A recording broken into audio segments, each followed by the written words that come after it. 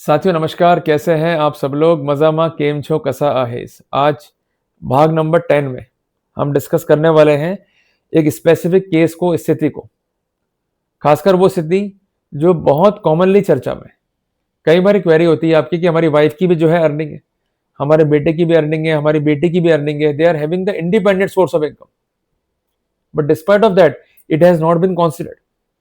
उनका असेट तो विचार में ले लिया गया, खर्चे जो है विचार में आ गए हैं, पर इनकम जो है नहीं ली गई है विचार में, और अल्टीमेटली डीए केस जो है फॉल्स है। तो आपके दिमाग में अगर ये जिज्ञासा है, क्वेरी है, तो यह है एक वैलिड क्वेरी है। कई बार ऐसा होता है कि एंटी करप्शन ब्यूरो या विजिलेंस या सीबीआई जांच कार्रवाई में जो वाइफ है या जो आपके बच्चे हैं जिनकी है इंडिपेंडेंट इनकम, उन्हें विचार में नहीं लेते हैं। इसके विपरीत उनके असेट को, उनके खर्चों को जोड़ देते हैं।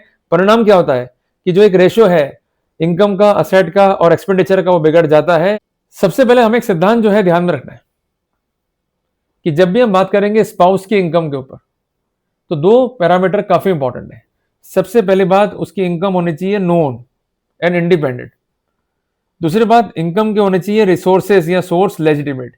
और आईटीआर बहुत इंपॉर्टेंट डॉक्यूमेंट है। अनेकों ही जजमेंट आए हैं ऑनरेबल हाई कोर्ट के, इवन ऑनरेबल सुप्रीम कोर्ट के, कि आप चाहते हैं वाइफ की इनकम को एड ऑन करना या बच्चों की इनकम को एड ऑन करना, वैलिड सोर्स ऑफ अर्निंग को रिकॉर्ड पे रखें। Source must be known, source must be independent, and apart from that they must be legitimate. तो इनकम टैक्स रिटर्न का महत्वपूर्ण स्थान है। अगर आपने अभी भी अपनी वाइफ का रिटर्न शो नहीं किया है और आपका ये अजम्पशन है कि आपको फायदा मिल जाएगा, बिल्कुल नहीं मिलेगा। तो इसलिए अक्सर देखा गया कि जो लोक सेवक प्रॉपर अकाउंट फॉर नहीं कर पाते हैं इनकम को, मींस उनकी वाइफ जो है इनकम टैक्स पेयर नहीं या बच्चे जो है इनकम टैक्स पेयर नहीं है, वो सक्सीड भी नहीं हो पाते। केवल और केवल आपको देना है स्पष्टीकरण उन स्थितियों का जो आपके खिलाफ है। You are not suppose to prove your case और defence beyond the reasonable doubt. Burden जो है प्रोसिक्यूशन पे है, आपको तो केवल संभावनाएं क्रिएट करनी है, सस्पेक्ट जो है क्रिएट करना है। You are bound and you are suppose to give the plausible explanation to the scenario. अगर आप वो नहीं दे पाते हैं तो वहां पर आप घाटा खा सकते हैं। अब कैसे इनकम हो सकती है आपकी वाइफ की या आपके बेटे की या आपकी बेटी की? इस बात की संभावना है कि वो भी जो है गवर्नमेंट जॉब में या कहीं प्राइवेट जो है जॉब करते हो, तो सबसे प्राइम सोर्स क्या होता है? वेतन। क्लियर है? इसके अलावा इस बात की संभावना भी है कि वो कोई प्रोफेशन कर रहे हो, मींस एडवोकेट भी हो सकते हैं, सीए भी हो सकते हैं, या कोई भी प्रोफेशन जो है वो कर सकते हैं। अगर उनका प्रोफेशन है उससे आय है और उसका प्रॉपर अकाउंटिंग है, वहां पर फायदा मिल जाएगा। इसके अलावा कोई बिजनेस वो कर रहे हैं, उससे उनको आय हो रही है, definitely we could have the benefit. आप लोग क्या करते हो? जोड़ देते हो प्रॉफिट पे। ये गलत कंसेप्ट है। आपको जोड़ देना है टोटल अर्निंग पे जो उन्हें प्राप्त हुई है एक फाइनेंशियल ईयर में।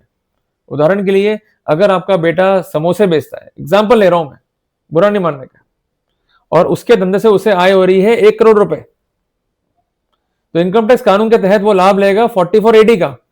उसका जो प्रॉफिट है वो लिया जाएगा करीबन करीबन 8 लाख पे। पर जब भी आप गणनाएं करेंगे इस केस में, तो आपको जाना है मेन फिगर पे, मींस एक्चुअल अर्निंग पे, एक्चुअल फ्लो के ऊपर। उसका प्रॉफिट वाला हिस्सा नहीं निकालना है। अगर आप ऐसा करेंगे तो we will lose the expenditure also. इस बात का जो है विशेष ध्यान रखें। क्लियर है? इसके अलावा कोई इनकम है ट्यूशन से, तो ये इंपॉर्टेंट जो है पर्सपेक्टिव है, इसको जो है हम एड ऑन कर सकते हैं। मान लीजिए आपकी वाइफ की इनकम है फ्रॉम द एग्रीकल्चर रिसोर्सेस और सोर्सेस। उदाहरण के लिए उसके पास जो है खेत है, उसमें जो है वो करती है खेती या करवाती है खेती, और जो भी प्रोसीड है उसको वो जो है बेच देती है और उससे उसकी अर्निंग हो रही है। तो इसे हम कहेंगे द प्रोसीड ऑफ सेल्स। और जो वो अर्निंग है उसका सोर्स भी नोन है, सोर्स भी लेजिटिमेट है, और इसको भी जो है एड ऑन किया जाएगा आपकी इनकम में।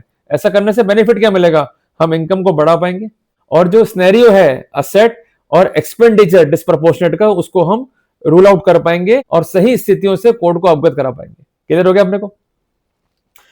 इसके अलावा अगर आपकी वाइफ की है income from the rental resources, मान लीजिए उसके पास कोई प्रेमाइसेस है, उसने जो है किराए पे दे रखी है, उसको रेंटल इनकम है, same is with your son और डॉटर, तो ऐसे सिनेरियो में जो भी रेंटल इनकम है उसका एक वैलिड सोर्स है, इसको भी जो है हम कंसीडर कर सकते हैं। इसके अलावा उन्हें कोई गिफ्ट मिला है फ्रॉम द भाई बंधु, फ्रॉम द कंसर्न रिलेटिव्स, उसको भी जो हम शो कर सकते हैं।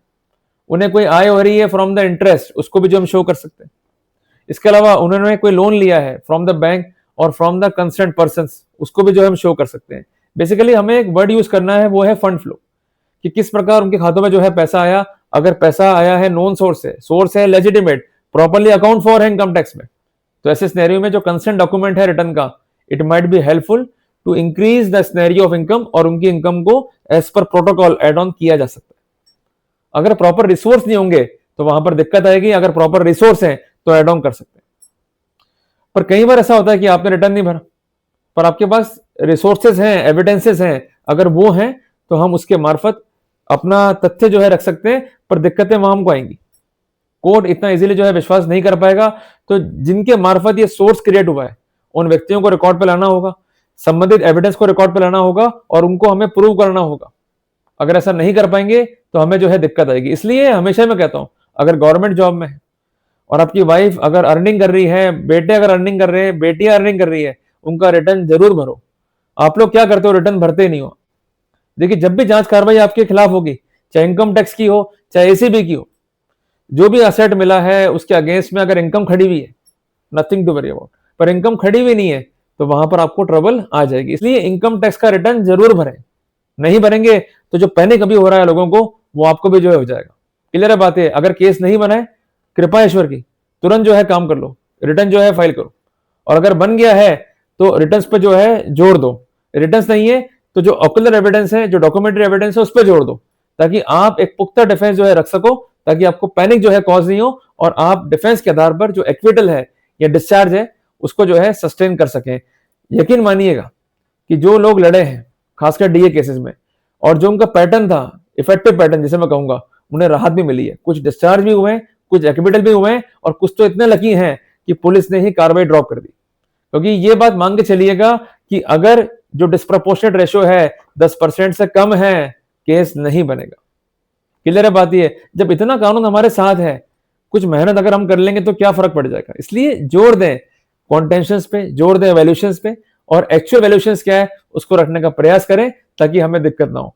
तो अगर ये डॉक्यूमेंट है आपके पास में, ये क्राइटेरिया आपके पास सुरक्षित हैं, डेफिनेटली आप एक अच्छा केस मेकआउट कर सकते हैं to sustain the income on the higher side. जल्दी मिलेंगे अगले भाग में।